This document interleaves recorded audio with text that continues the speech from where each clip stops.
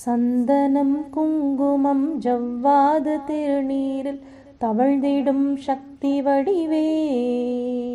தங்கமுக ஒளியிலே தரணியை வாழ்விக்கும் தாயமுத அன்பு வடிவே, செங்கனி சிரிப்பிலே செவ்வானம் பொழிகின்ற செம்பவள முத்து வடிவே, செங்கதிர் ஒளி கூட்டி சிங்கார புகழ் சூடும் செப்பரிய அழகு வடிவே,